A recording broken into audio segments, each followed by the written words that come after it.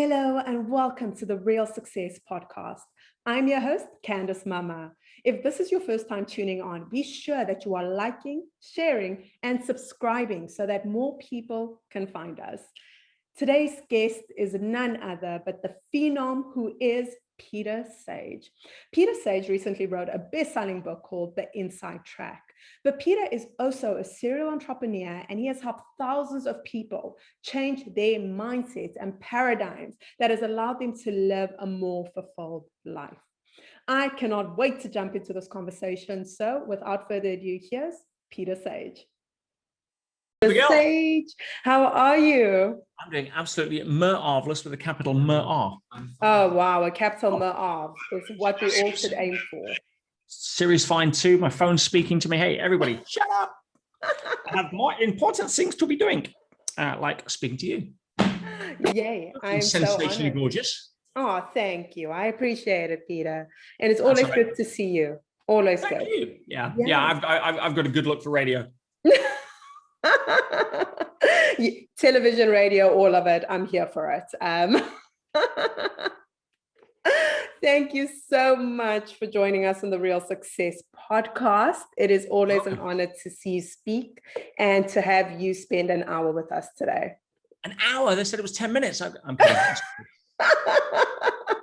My heart sank a little. I'm not going to lie. I was like, well, we're going to have to get this going very quickly.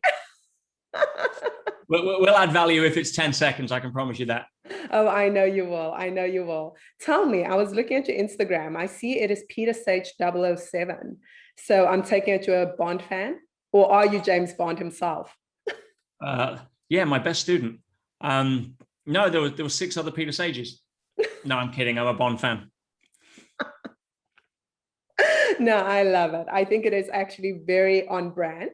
I think it's very cool. Like you are saving the world in a very different kind of way, which I think is very cool. Yeah, shaken not stirred. Peter, in between writing books, doing seminars, changing lives, how on earth do you manage to do everything under the sun and still be like a good family person? I mean, because a lot of us are struggling right now. We're struggling to juggle and balance. And I think, we look at people like you on Instagram and you're coming and you're doing your videos and you're showing your books and you're doing all these seminars. And we're like, I don't even know how to get out of bed in the morning. And Peter's doing everything. So where do we even begin? A couple of things. One is a good family man. It was all down to the first year that I trained my dogs, because they're about the only family I have, to be fair. So yeah, I totally understand that from my perspective. I don't have to pick kids up from school. I don't have to, run around playing sort of homemaker as such. I'm in a position where a couple of things. One is I pay away the pain. Yeah, I don't clean my own house. Now, if I have to, I have to, no big deal. But I'd rather prioritize myself. And most people don't do this. Most people would rather pay themselves a minimum wage for things that they can pay other people a minimum wage to do, which, well, they means they should be able to earn at that point more than a minimum wage. So I prioritize my time. I have a very large list of things that I do not do. And I have a very small list of things that I do. And I make sure that I'm on top of that list. And that's why when I'm building businesses, I surround myself with people that are better than me or enjoy more than I do things that are lanes I shouldn't swim in. And that's one key. Another thing is, again, being able to manage your focus. Most people are trying to manage time. You can't manage time. I've got news for you. Give it up. You can't manage time any more than you can manage the current of a river while you're swimming in it. Time is going to move. And if you start to try to think, I need to manage my time better, you're commoditizing something in your mind that is not commoditizable. So you're already on the back foot. And the challenge with that is if you do decide to try to manage your time and all of a sudden you're trying all these time management techniques, then what you're really doing is freeing up more time to do the same crap that you were doing that gave you no time in the first place. Right? So don't try to manage time. Try to manage your focus. That's a very different aspect. And for me, I'll be honest, every day this week, I've been up, my alarm's gone off at 4 o'clock. I'm a morning guy. I wake up, I'm fully charged, I'm like a battery. I will backflip out of bed at 4 a.m., no problem. But in the evening, I tend to wind down. I don't tend to book coaching calls or anything past like 6 o'clock because I'm winding. It's not my most creative time. Each to their own. Some people are night owls. Some people are vampires and fly through the night. That's great. But for me, no. I go to bed. I do try if I'm doing 4 a.m. starts, which is like the earliest start I tend to do, and if I'm on task for something, which this week I am. Then I do like to go to bed round about between 9 and 10. If I can get over 6 hours sleep, then I'm okay. 7 preferably would be great. It's never more than 7, but that's really my focus. So it's not like I'm trying to push and burn the candle at both ends. That'll only burn you out. So I prioritize my time. I get up. I have a sacrosanct morning routine. The reason I'm getting up at 4 is because my most productive energy when it comes to work is usually between 6 and 10 a.m. That's when the tank's moving. But I have a 2-hour non-negotiable morning routine. I'm up, I'm meditating, I'm journaling, I'm doing my reading, my practice. I've exercised, doing weights this morning.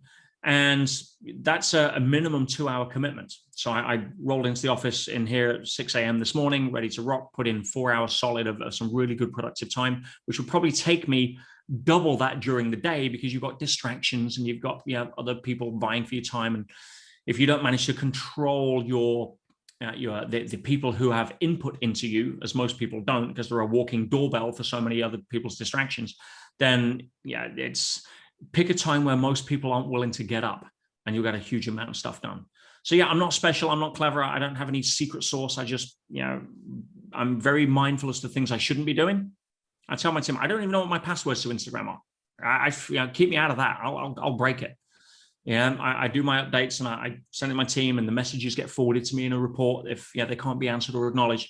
And so that keeps me on track and is a good use of my time. But if you're scrolling to see what's on that, basically you've been handed a free piece of crack out the school gates, a mental age of 7. So that you can keep going back for more because they've hooked you. And people do it all the time. I mean, there's a reason you're very influential at a young age. Not that people are, but today people growing up with social at a young age. There's a reason McDonald's spent a huge amount of money linking junk food to toys, with a Happy Meal. So that you have an association to go to McDonald's as a kid where you're going to get rewarded, you're going to get a toy, you're going to get a present. So that when you're actually old enough to realize you're poisoning yourself, you're already being overridden with pre-programmed conditioning. And it's not difficult when you wake up. Wow. I mean, there's already in that little, I'm like, there's so many ways I want to go. But you said a walking doorbell, which I absolutely love, because I think a lot of us are that, right? Like we're so attentive to other people's needs, to our environment, to social media. And I think we're so accessible all the time, right? Like as soon as you get a cell phone, anyone can contact you at any time of day, especially when you don't know how to manage, as you said, the people around you and what you choose to do. But were you always like this, Peter? Like, was this something you like, from the age of 10, you were like, I'm figuring this thing out? I wish. No, it's more like I've hit my head on the floor so many times. I better learn how to tie my shoelaces. I think that's more the approach, I think. I don't think anybody's born enlightened. Buddha wasn't born enlightened. He was born Prince Siddhartha and had to figure it out. But from my side, no, one thing that I do credit a lot of my journey with is that I got into personal development, personal growth at 17 years old. And that was just for the grace of God. I have no idea.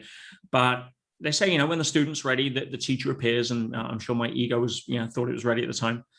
But I've been involved in personal growth. Now time recording this, I'm 49 in 2 days.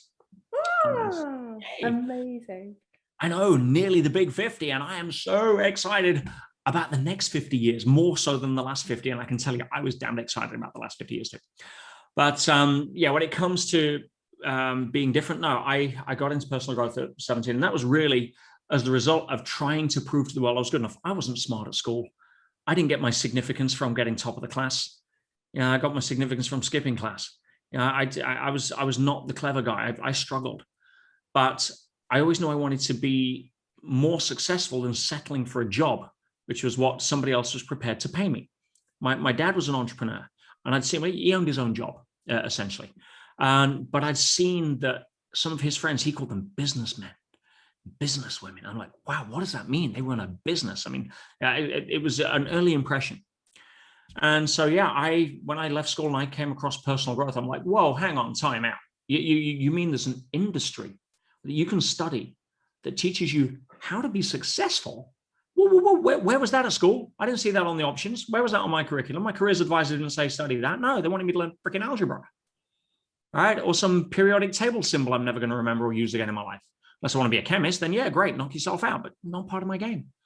So for me, I'm like, whoa, I threw myself into this. Is something that was giving me what it was that I wanted without the stair step of having to go through some benign learning that was out of date from a curriculum that should have been, burnt in the 40s, that essentially had no relevance so much in today's society, that hopefully if I memorized it and could validate my memory by answering irrelevant questions, this was my thinking at the time, then I could get a job that would pay me enough to have some level of certainty that maybe one day I could retire with some level of financial, give me a break.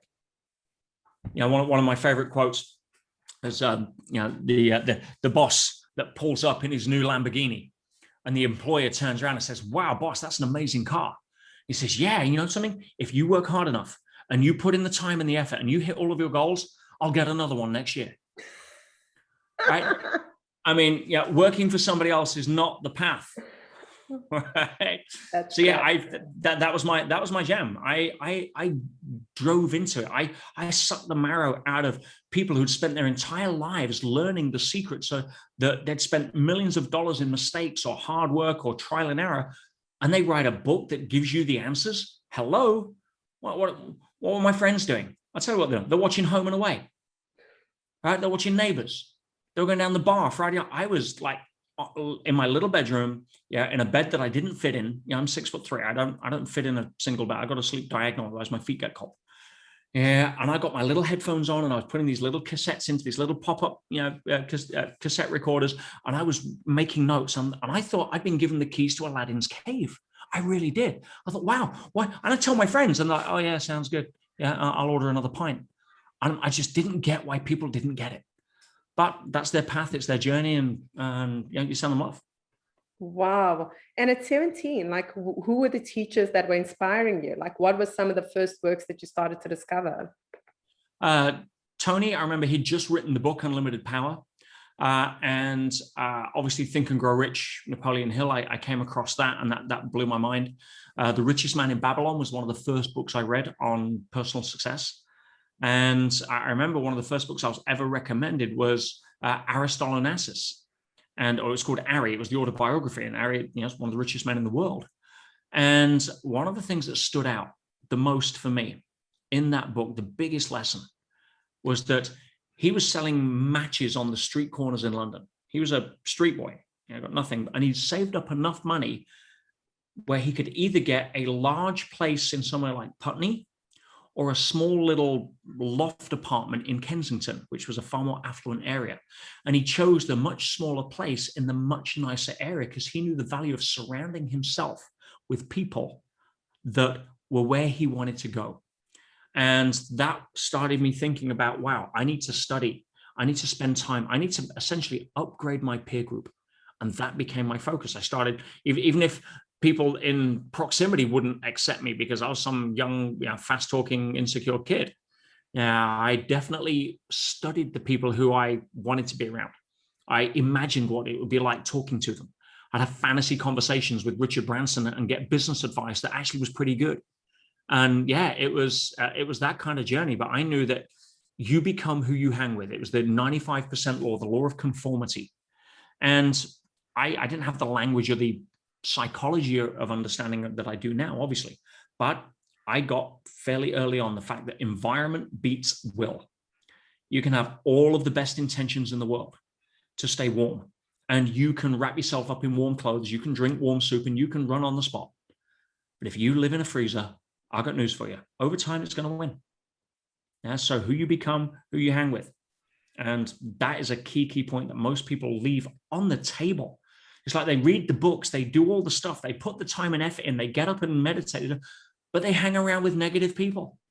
They hang around with people who aren't midwives to their dreams, they're dream stealers. And then they wonder why nothing changes, because they don't get environment beats will. The law of conformity states unequivocally that it will win over time. So fastest way to change your life, change your peer group. Oh, that is powerful. It makes me think of the analogy of the frog. And basically the experiment was done that, you put a frog into hot water and it will jump out immediately. But if you put a frog into water, just the average temperature, and you slowly increase the temperature over time, the frog will eventually die because it doesn't actually move when the temperature is increasing over time. And that's what it sounds to me like with your friend group. And I watched your video on procrastination, and you were speaking about environment. And you were saying that if you hang out with, let's say, 9 out of 10 friends, recreational drug users or alcohol, like drink alcohol excessively, then you are probably going to be the 10th. And I thought about it and I was like, oh man, that is so interesting, because we do hear this, right, Peter? We hear people being like, make sure that the people you're hanging around and the people you surround yourself with are highly, impactful, and they're doing stuff. But why do we hesitate? Like, why do we know this information but just not act on it? A couple of very key points. One is that, coming back to your hot water analogy, I'd like the people listening or watching this to swap the hot water for comfort zone. Because if you are in your comfort zone and the water just goes a little bit, man, it's only one more Big Mac a week. It's only one more cigarette a day. And that temperature will gradually rise. Whereas, if you don't smoke and all of a sudden you smoke 40 cigarettes on your first day, you're never going to smoke again. Right? It's like, just, well, I'm out of here. Right? If you've never drank and you do a bottle and a half of vodka, you're going to wake up next morning and vow never to drink again. So, but if it's the incremental temperature increase, then your comfort zone will kill you. Yeah, it will boil away your potential. And I'm sorry, but it's not coming back unless you make a strong decision. But when it comes to why do we ignore it? Why do we know what to do and not do what we know? You've got to go back again to understanding the human behavior and psychology. And that is that most people are on social media, you mentioned, and so easily accessible because they're craving connection. Why are they craving connection? Well, there's multiple patterns, but I'll give you the most common. The most common one is that they don't love themselves enough. And if you don't love yourself enough, then you are going to be looking to distract yourself away from that inner sense of loneliness by thinking externally something can take its place. The people that have had the hardest, a friend of mine right now, I just spoke with his ex-wife. He's in hospital here in Tenerife, and they just did an operation yesterday. They found a tumor. He's not doing well, and his body struggles to heal because he's been doing 2-3 bottles of wine a night and smoking lots of cigarettes. And I asked him why, and he said, "Because I'm lonely." And that's where most people go, whether it's a dating site, whether it's a drink, whether it's a social media fix because they're craving likes. That's one of the reasons. The other ties in, but it's a slightly different pattern, fear of rejection. Most people are petrified of rejection because they don't understand the difference between somebody rejecting them because it's a projection of their own movie on the other side versus an attack on their own self-esteem because they accept that projection. And so if you can understand that one of the greatest days in a human being's life is where you finally become comfortable not being liked, then you can start to draw the boundaries that most people that don't get there won't draw, and therefore are susceptible to everybody else's agenda, which means you're a film extra in their movie rather than starring in your own. Make sense? Oh, too much sense. I think I've lived it, whereby my worthiness would be tied to external validation, or like you're saying, whether it's the dopamine rush you get from those likes, or you going on dating sites, or you're going on multiple dates, not just, like on a dating site, but in reality, because you're like, hey, this person likes me, therefore it's a reflection on me. So therefore I am likable, right? And when you start liking yourself, then it doesn't matter that much if people respond to you in a way that is maybe not that great, or they don't like the way you go about your life or what you choose to do in your life. And so I completely relate. And I think so many people probably listen to you, Peter, and were like, oh, that was like a kick in the gut. If I can turn that temperature up faster so that it causes you to jump out, great. Because change does not happen inside a comfort zone, period. if you do not change your energy, you will not change your life. And most people are sitting there hoping that some sort of external fairy godmother is going to coin flip in their favor and circumstances will magically line up. I'm sorry, it's Disneyland thinking. You need to be able to up your game. Your life will change when you change, period. Not when the government says you can go outside, not when your boss says you can have a pay raise. No, forget all that. Outer world follows inner world, not the other way around. So your role and responsibility to yourself, to your own greatness, is to come at this from a place of openness to possibility. Forgive yourself for everything right now. Honor everything that's happened right now. If you smoke 40 a day, if you've screwed up, you said the wrong thing to the wrong person, if you if you think half your exes have got voodoo dolls with you, and putting pins in them, well, it doesn't matter. Everything you've done up to this point has been absolutely perfect in getting you to this point. So honor that, because if you're making a decision now to move forward, you wouldn't have made it had you not got to this point.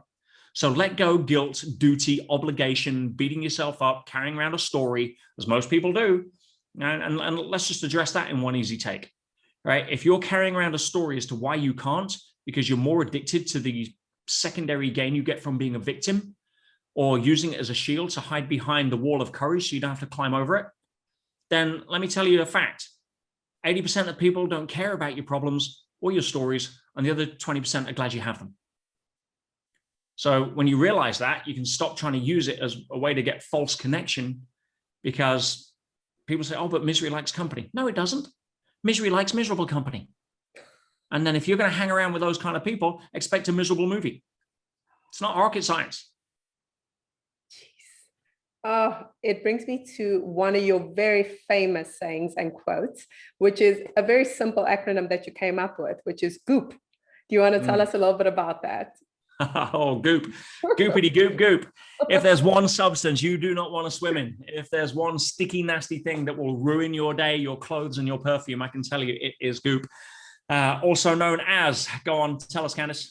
Good opinion of other people. You got it, girl. Yeah, a good opinion of other people. My goodness, so many people spend their lives swimming in goop. And the challenge is that it is an absolute ghost. It doesn't exist. It is a fabrication of projection of anticipated ideas of what you think other people are thinking when they're not actually thinking them. What do I mean by that? Everybody is playing the same game. Oh, look at me as the star of my movie. Well, guess what? They're not looking at you as the star of their movie. They're thinking, oh, I wonder if they're looking at me as the star of my movie. Yeah, everybody's on their own stage. And if you want the key to improving human relationships, if you want the key to really getting the significance that most people crave but will never get it because they're too busy trying to get it by, fishing for compliments or projecting their own stories, or let me tell you this, or let me drop this into the conversation, all designed to try to shore up insecurities, to try to fish for validation. Well, everyone's doing the same. They don't care about your story. They don't care about your stage. They're on their own. If you can walk onto somebody else's stage and make them feel like the star, not in a ass-kissing, inauthentic kind of, but as an intention to raise the significance of others rather than need their validation, because you don't need anyone's significance. Your ego does. Your insecurities do, period. So if you can come from a place of realizing that everybody's playing the same insecurity game, and you start giving up the need to get validation, and you start focusing on the need to give validation from an authentic way, then you're going to find you're going to get what you chose to give up, but you're not going to need it. It'll come through osmosis. You'll say, wow, who is this person? They make me feel great. And you're going to get the kind of validation that you were craving by trying to tell them how great you were, that nobody cares about. No A-list actor in their own movie, right, is going to stand for a film extra coming on set trying to hijack the scene. Sorry, not about you. I'm trying to remember my own lines. I'm trying to win the Oscar here, right? And it's not about you. So when you realize that goop is nothing more than an insecure level of, please like me, please love me, please accept me, and you're essentially running around in life looking for somewhere else to reattach your umbilical cord because you can't plug it into your own self. Now, when you can stand strong, independent at that level, you've got a whole different life ahead. And you can go give and give and give, not from empty, not from saying, oh, I'm down to 20% of my loveometer, But if I give away 10%, maybe I'll get 20% back from somebody. That doesn't work. No, go raise somebody else's love-ometer, not by trying to be a martyr, not by trying to give and give and give, hoping that they'll love you, or finally, if you give and give, nobody can reject you. Well, nobody cares enough about you to bother to reject you. Sorry. They're too busy trying to avoid rejection in their own life. So you have to give to yourself first. You walk around and give from your overflow and don't care whether people accept it, acknowledge it.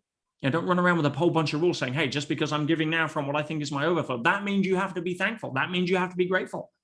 That's just your rules for hiding behind insecurity, for really craving that validation again, under the guise of not really because I'm trying to give from my overflow. Wake up.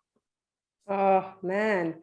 Peter, you've got such a great, outlook on life, but I am pretty sure you experience life and disappointments and failures and things not going your way. When those things happen to you, how do you deal with it? Do you have days where you just oh, this is sherbet, I'm not going to swear. I don't think I really have sherbet days, to be fair. But I mean, I'll be honest, yesterday, up at 4 a.m., I was struggling. I really was. Now, I got up and did my 2-hour morning routine, but I went back to bed at 6 o'clock for an hour. I got up at 7. Why? Because I'm okay to listen to my body and understand the difference between self-validated excuses to justify the avoidance of stepping out of your comfort zone versus my body's really telling me that I'm not in a creative space right now. I obviously didn't get enough sleep last night. I think probably the AC wasn't on, or body temperature was high, or whatever my aura ring passively aggressively called me an idiot for not getting enough sleep about. But it was I listened to my body. Now, from my side, do I have tough days? I have days where things don't go according to plan. Hopefully, it'd be pretty boring if it went the way you wanted it every day. It's would you go to a movie that you didn't, was pretty boring, but you'd already seen, you knew what was going to happen? No. Why would I want to film the movie of my life like that? I want excitement, adventure, surprise, accountability. The problem is most people don't like surprises, or they only like surprises they want, right? Which is not a surprise. Surprises they don't want, they call them challenges, right? And then bitch about it.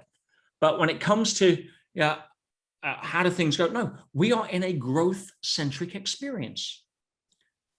And this is where most people struggle, because they're identified through conditioning, through projection into the outer material world, that they have identified themselves with the physical aspect of life. And they forget that we are the perfect encapsulation, the beautiful, all-in-one package of physical and non-physical. See, what makes you, Candice, is not the fact that you just have this gorgeous physical body. Who you are is you have this gorgeous persona. You have an energy about you. You have that's what makes you you. It's your personality, your dreams, your hopes, your sense of humor, your compassion, your relationships to others, your insight. That's what makes Candice Candice. Now, if we take that out of you and put it in Brian, guess what? You become Brian with you become you with a different body. Let's not go there, right? But on that note, you have a non-physical part of you. As a human being, we are the perfect encapsulation of physical and non-physical. Now, how much of the non-physical can you put in a matchbox? I'll tell you, all of it. You see, you can't get your head around a third-dimensional concept when you're talking non-linear, fourth-dimensional, non-physical. So that's why most people, it's a lot easier to identify with the physical. Now, if you identify with the physical, you will see yourself as your body, which is a shame, because you're not your body. You have a body. As Bob Proctor often says, you don't say am hand, you say my hand. You don't say am name. A name isn't something it's something you have. You're not your name. So when you identify with your body, then what happens is you identify with the dictates of your nervous system, which is now hardwired biologically through evolution for comfort. Now, that's useful when it comes to not sitting too close to a fire. That's useful when you're sitting on an ant's nest. But if you then get seduced into the comfort zone mentality because you're identified with the body, you're missing the reason why we're here. See, you are not your body. If I was to cut off my arm, I'd have 15% less of me, but I'd have 100% of me. 15% less body. But who I am is still me. I'm not suddenly 15% less memories or personality or what. No, that's who I am. and who I am, the non-physical part of me, let's just call that your soul. I mean, I'm not getting into labels because the travesty of humanity is historically we've gone to war and killed each other over whose label for metaphysics is right. Right, but let's just say, the encapsulation of our non-physical, let's just pick the label the soul without, attaching any drama to it or judgment. Guess what? That part of you, your soul, is wired for growth. Your body's wired for comfort. Your soul is wired for growth. Why? Because we're here to grow and contribute. That's the two rules of nature. Look out of your window, you'll see it. Anything that doesn't grow and contribute is taken out of the food chain. Animals don't die of old age. They die when they're no longer able to contribute, at which point they contribute themselves usually to lunch, right, to another animal. So, when trees can't contribute any more fruit, whatever, they die, they contribute themselves to the forest floor. It's a cycle, it goes on. And that's fine, it's part of the game. But if you are consistently not looking to grow so that you can contribute more of who you are to the game, then life will give you some pretty painful feedback. Now, the challenge is this: if you're listening to your comfort zone, you're never going to grow. Why? Because growth comes through challenge. Talk to an athlete.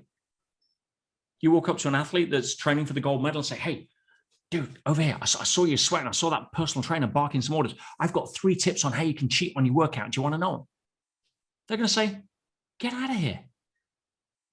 I'm not here to cheat on my workout. I'm here to get the gold. I'm going to push through the pain. I'm going to set a personal best. And if my trainer's not making me throw up in 30 minutes, I want my money back. Right? They're going to have a very different attitude to how they engage with this outer world, right, in part of the workout. Now, when your challenges show up, and the people watching this, I have a ton of respect for. Why? Because they've already signed on for the fact that they're interested in personal growth, probably had a long history of it. Some probably only coming in for the first time or new. But here's the thing.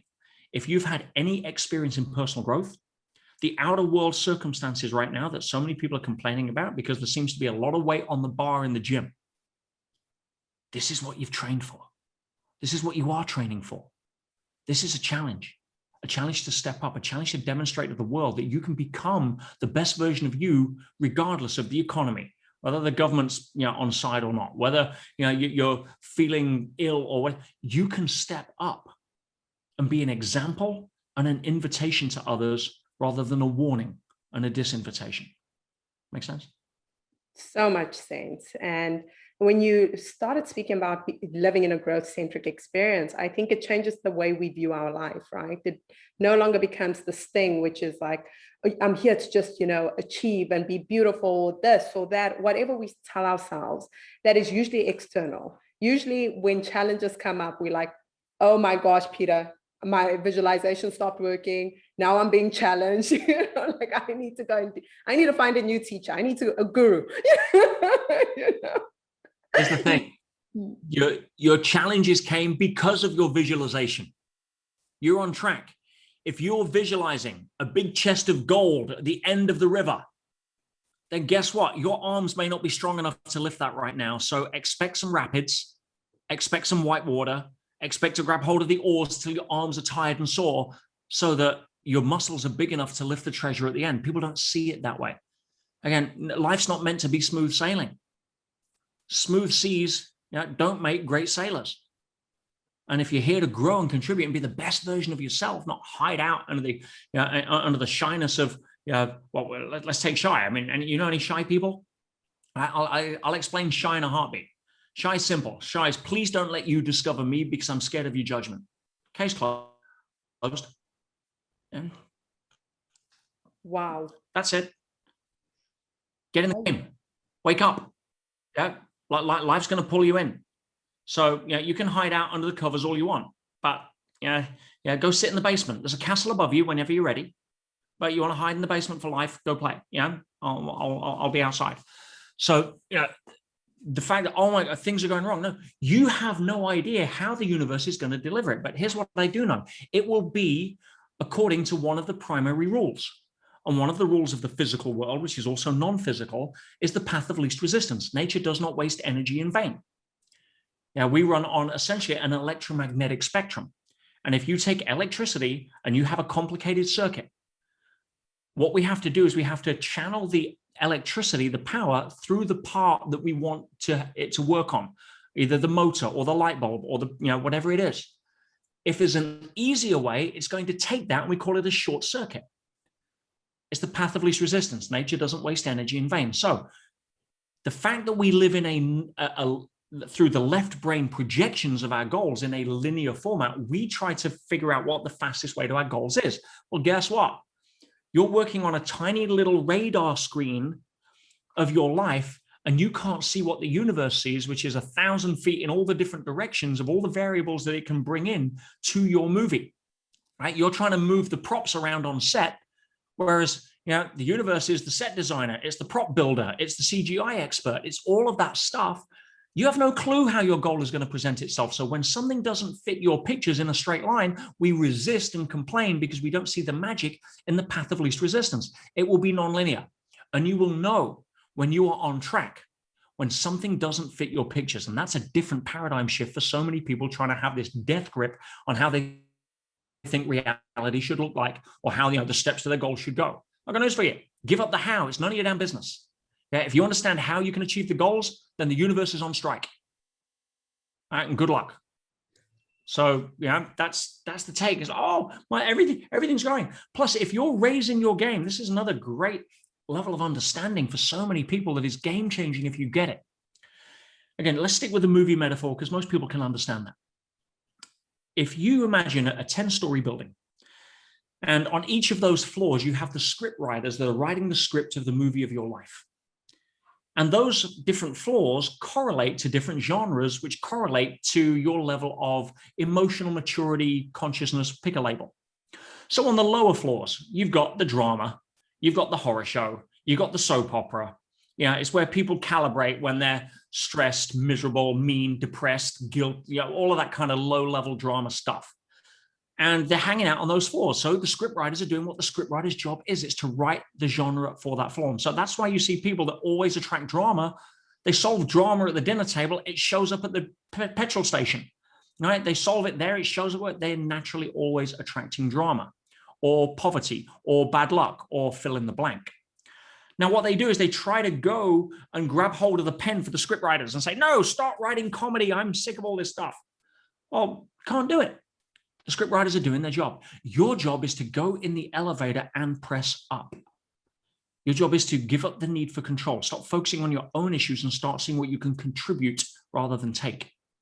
Start focusing on less judgment and more tolerance. Start focusing on being an example, not by telling everyone what you're going to do. They don't care. As Napoleon Hill said, tell the world what you're going to do, but show them first. And from that place, you start raising your own conscience. Work on yourself, your own game. Let everyone else be them. Let you be you. And at that point, you're going to walk out. Let's say you walk out one of the middle floors. And now it's a chick flick. It's rom-com. But here's the deal. And this is where people fall into trouble. There is a law of continuity.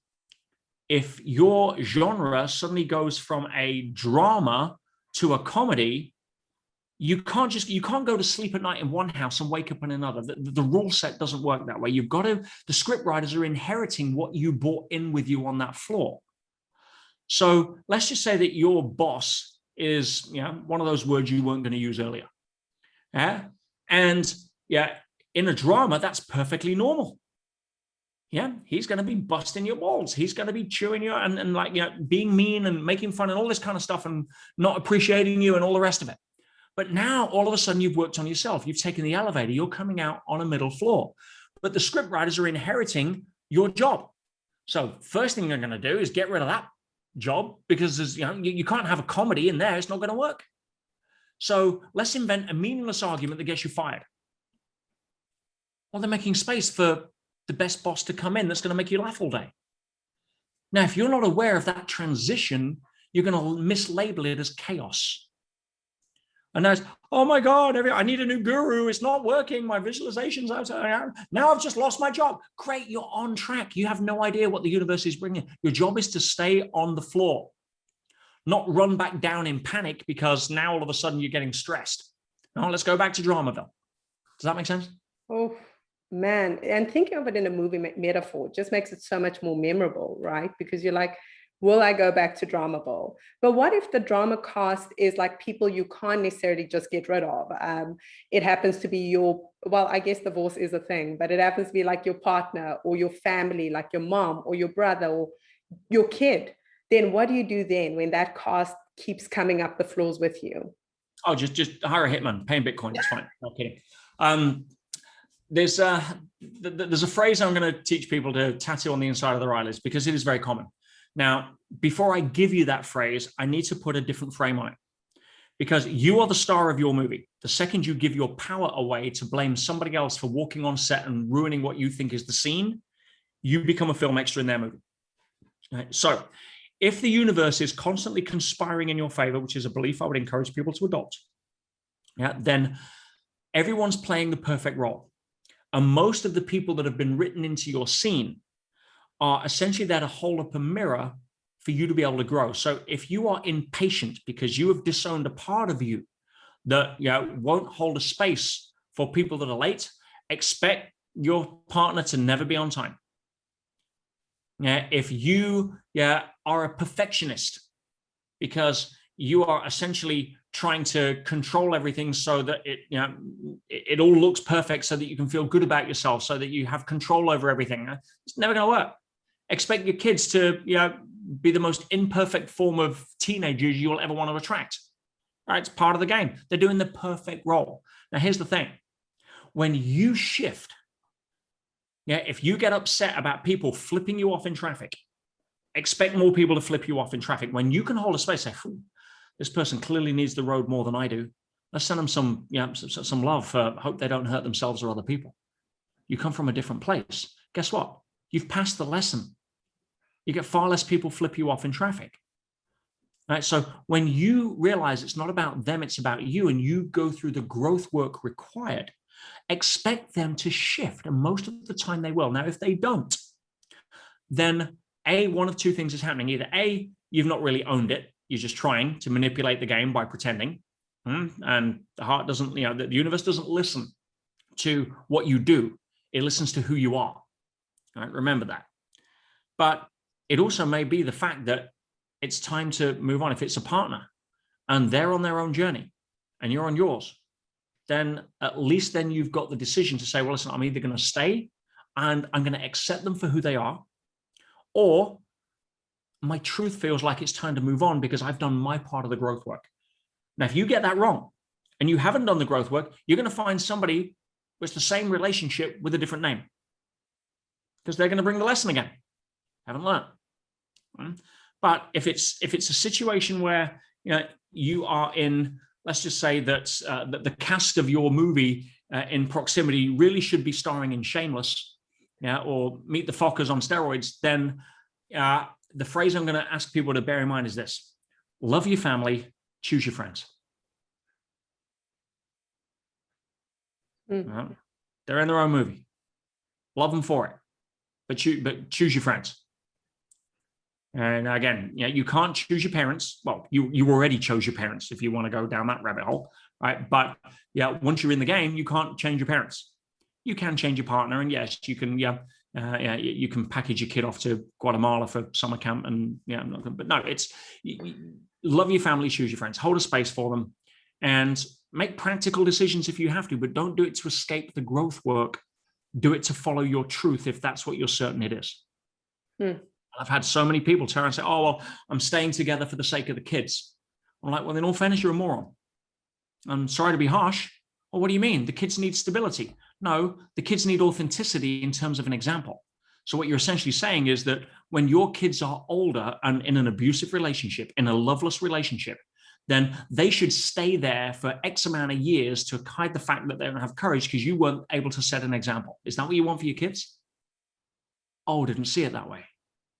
Now, it may be that at a certain time, it is a more practical aspect to give that level of stability, in which case you have an agreement with your partner that you're going to create that environment for them. But you sitting there resentful or crying yourself to sleep at night or turning to alcohol secretly because you've got no love and you don't know how to restore it, and therefore thinking, oh, I'm doing it for the sake of the kids, is not a conversation you can really have at an authentic level of reflection in the mirror. Sure.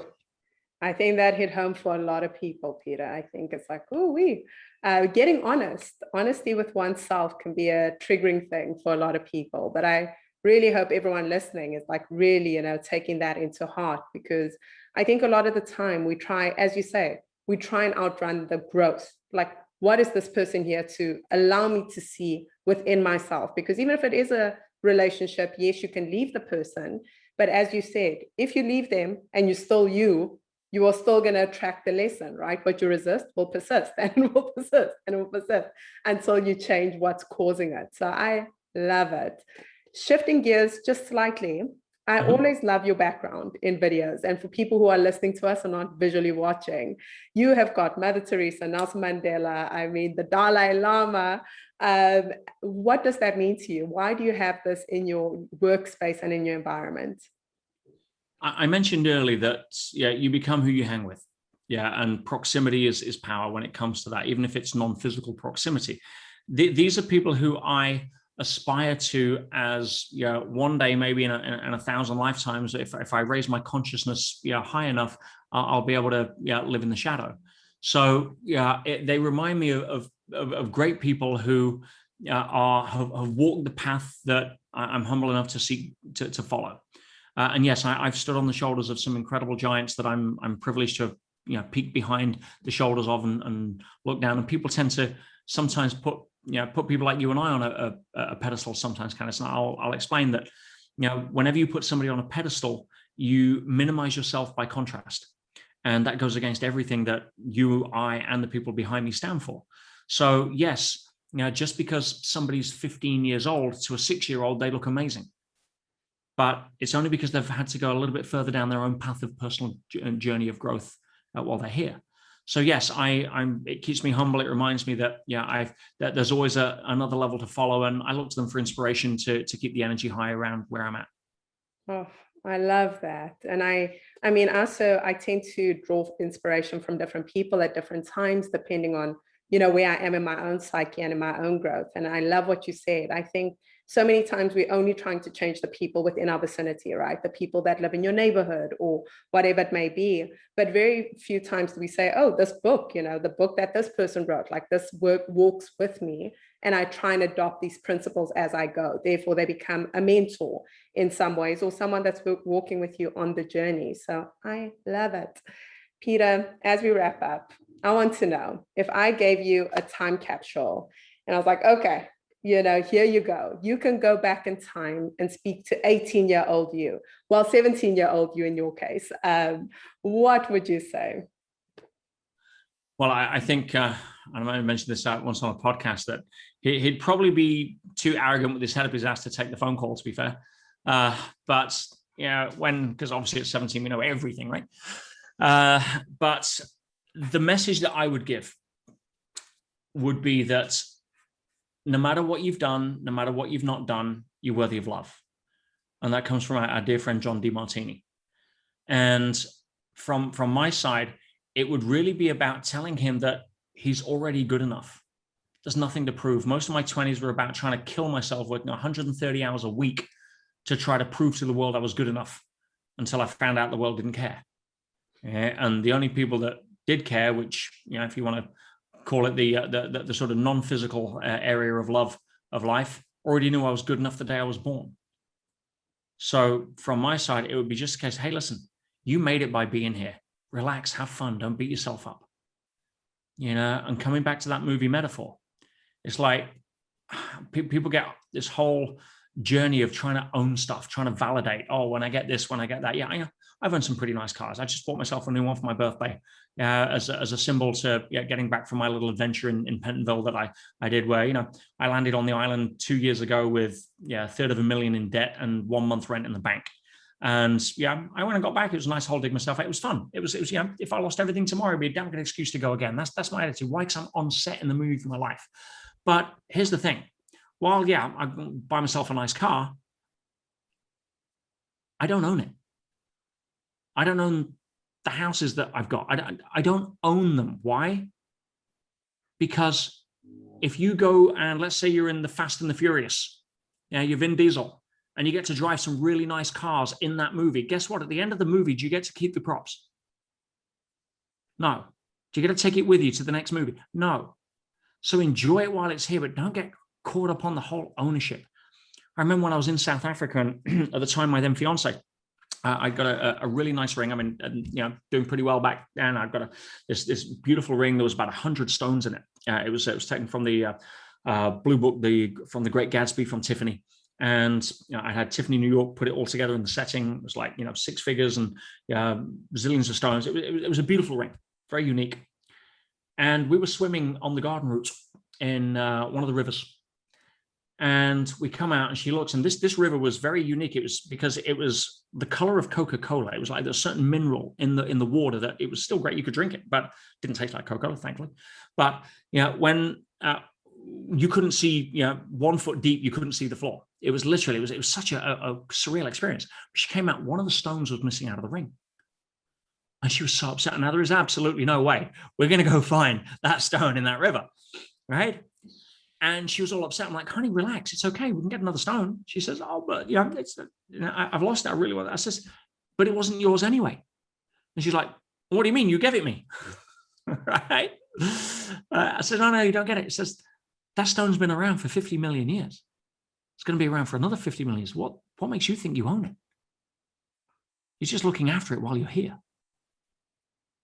And so I'd be able to turn around to that younger version of me and say, give up trying to get stuff or own stuff to validate yourself. Have fun on the movie set that you're in. And yeah, if you get to drive a nice car, you get to do this, that's great. But remember, you're only acting on set for the time you're here. You don't own anything. Wow. That's all I can say. This has been honestly just such a privilege, Peter, and every answer you gave, it just feels like a masterclass. I know it gave me time for reflection, and I know it gave our listeners. So thank you for your time, and thank you for being with us. Pleasure's mine, Candice, and I love what you guys do. I love what you stand for. I'm excited to come on to the next summit and deliver hopefully a bit more value and wisdom to people that are gracious enough to give us their time. And hopefully by then they'll be recognizing or asking themselves some questions about comfort zone and water temperatures and goop, and starting to really take on the exciting, the unlimited role of the adventure of being the star of their own movie. And that's all really that counts. So yeah, I hope to see them there, and thank you for giving me the opportunity to come share. Thank you. That was phenomenal. I absolutely loved every second I spent with Peter. I mean, how many of us are defined by the good opinion of other people? Please be sure that you share your insights with us. And also, if you're not a part of the Real Success Club, where are you? What are you doing? Be sure that you check us out on Real Success Club. The link will be in the show notes. But if this is where you choose to leave us, be sure that you tune in next week for our next incredible guest. Thank you so much for being here, and I look forward to seeing you again.